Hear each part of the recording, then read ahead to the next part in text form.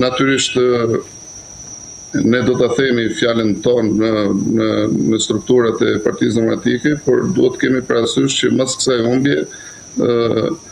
ne do kemi shumë të vështirë të rimarrim veten, sepse imagjinoni që edhe këto zgjedhje kanë qenë një sakrificë e zakonshme për mbështetësit e Partisë Demokratike. Kush pranonte të ishte komisioner apo pranonte të aktivizohej në fushat, i shkonin dhe taktonin dhe i kërkonin llogari që pse ti pranon të shkosh komisioner apo pse aktivizohesh me Partinë Demokratike. I tillë është presioni, dakor, unë e lexova raportin pra këto OSBE-s, bile edhe në fushat takova disa përfaqësues të OSBE-s, ato kanë pasqyruar atë që duket, por gjithë duhet ta dimë që e vërteta është shumë e thellë dhe efekti i narkoshtetit është aq i thellë sa që këto zgjedhje jo që nuk duhen njohur, por natyrisht duhen refuzuar dhe kjo duhet vi spari nga faktorët ndërkombëtar dhe jo nga ne, sepse ne në fakt jemi në konflikte të rëse, jemi humbësit dhe kur ne themi që nuk njohim zgjedhjet, nuk është gjithë kanë drejt thonë që këta janë humbës dhe natyrisht ju intereson mos i njohin,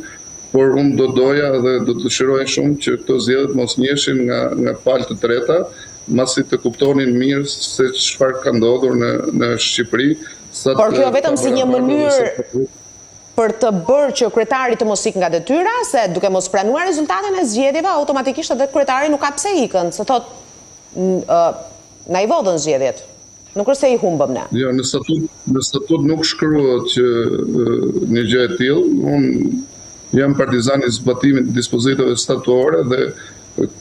kryetari duhet të mbledhë organin kompetent, siç ju thash dhe po e përsëris, dhe në rast se arsye që do paraqesi për të mos bërë dorëheqje pranohet nga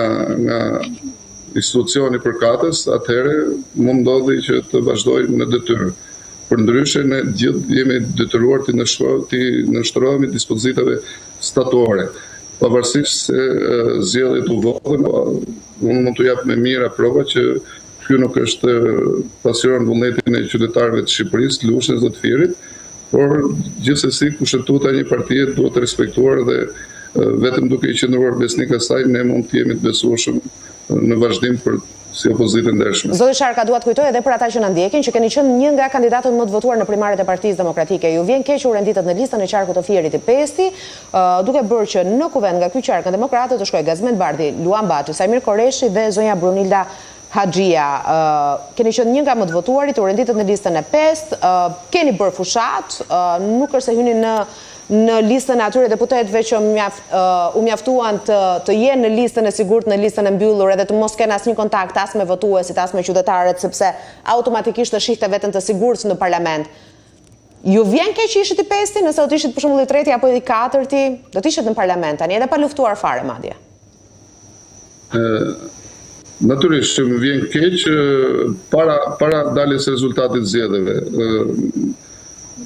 Dispozitat statutore në bazë primarëve unë do të isha në pozicion më të lartë në listë, por mas këtij rezultati nuk vjen keq as pak, sepse unë nuk e doja mandatin e deputetit për benefitet që t'jepej mandat. Unë politik jam për një kauz, ju besoj e dini, dhe kjo demokraci e brisht që ne kemi, mua ma jep mundësinë të mbroj kauzën time dhe pa qenë deputet në Parlamentin e Shqipërisë. Këtë e them mbas këtij rezultatit, sepse